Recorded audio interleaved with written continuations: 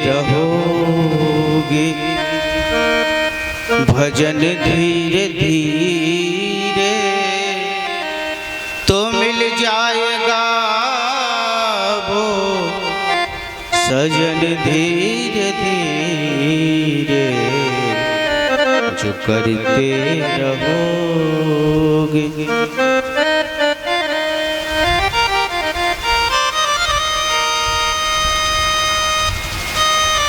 कभी न कभी तो सुध लेगा, हैं?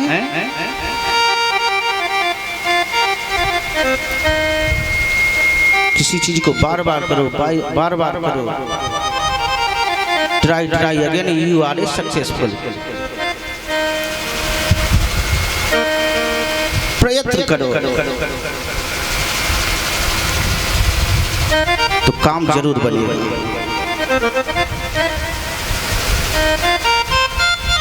सुखदेव जी कहते राजा परीक्षित,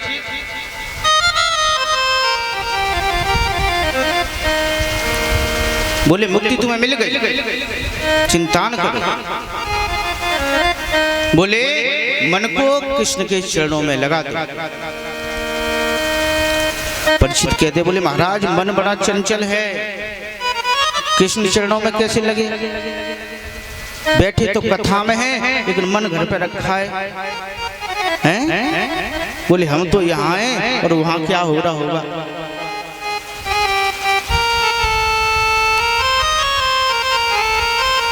कहते हैं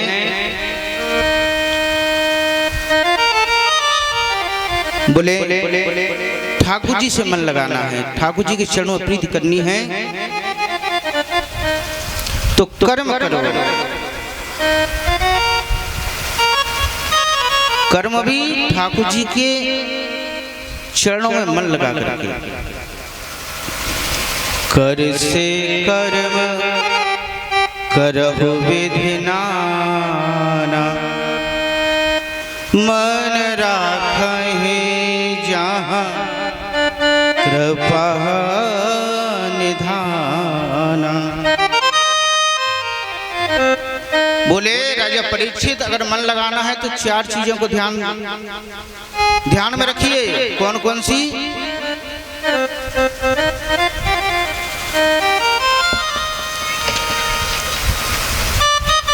जितासनो जित श्वासो जित संगो जितेन्द्रिय। जितासनो जित श्वासो जित संगो जितेन्द्रिय। स्थूले भगवते रूपः मनः कांसारेति।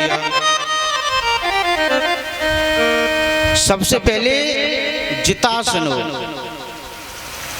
जितासन का मतलब है अपने आसन को जीतना। आसन का मतलब है एक आसन से घंटों बैठना।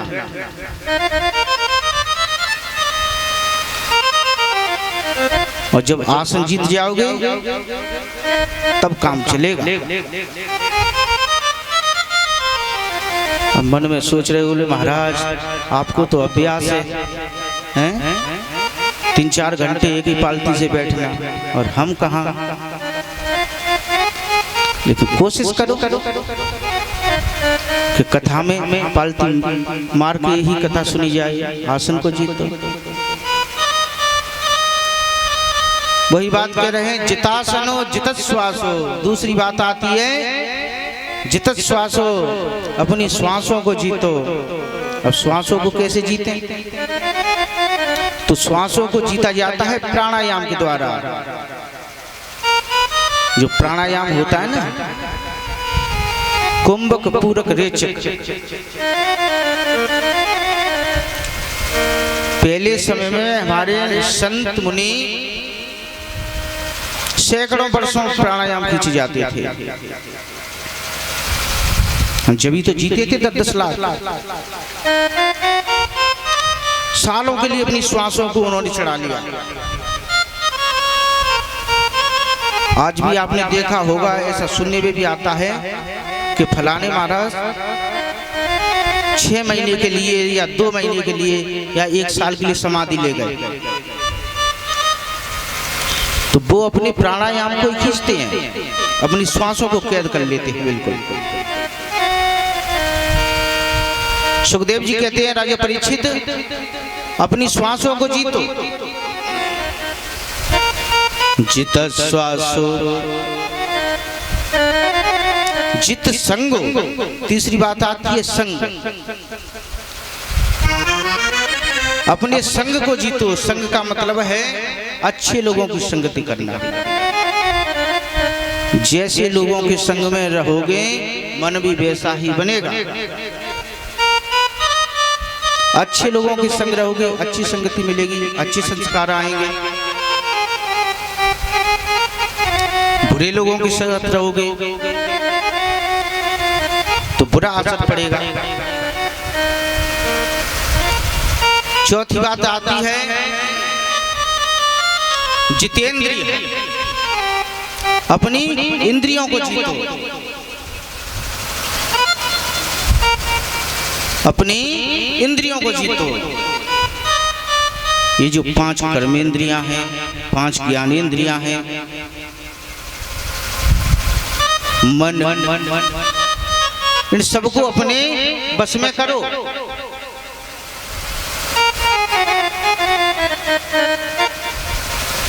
जब ये चारों चीजें इकट्ठा हो जाएंगी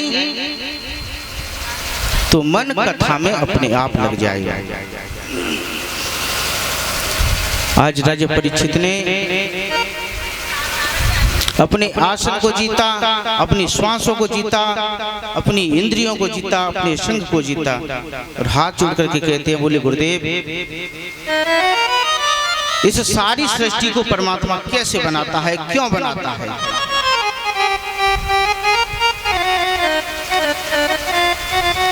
सुखदेव जी कहते राजा परीक्षित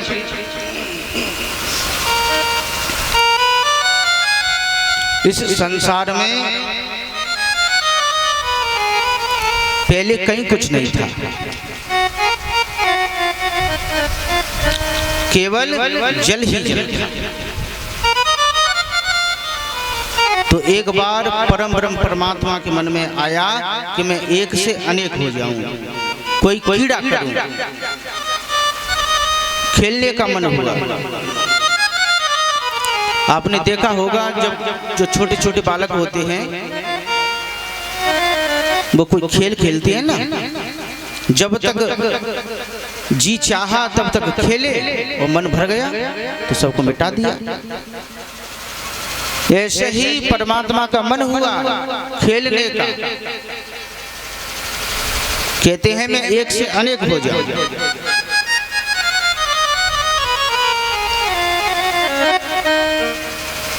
तो उन्होंने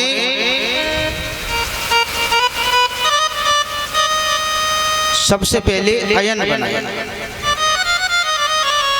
जिनका नाम है नारायण। नार माने जल और अयन माने घर। जल में जिन्होंने घर बनाया उनका नाम है नारायण। अब नारायण के मन में आया अब क्या करें। उसी समय नारायण भगवान की नाभि से एक कमल का फूल उत्पन्न हुआ और उस कमल फूल पर चतुर्मुखी ब्रह्मा जी का प्रादुर्भाव हुआ। ब्रह्मा जी चारों तरफ देखने लगे, बोले मुझे किसने पैदा किया।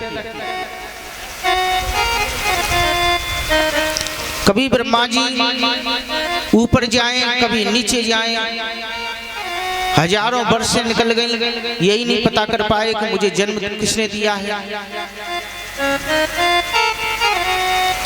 तब आकाशवाणी हुई और कहा,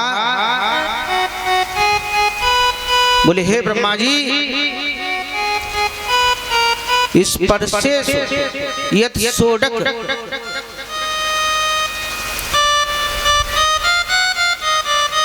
कहते हैं, इस पर से यत षोडश मेघ विंशम,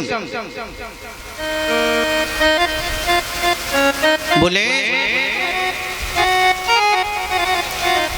ब्रह्मा जी को दो वर्ण सुनाई दिए, एक 16वां और एक 21वां।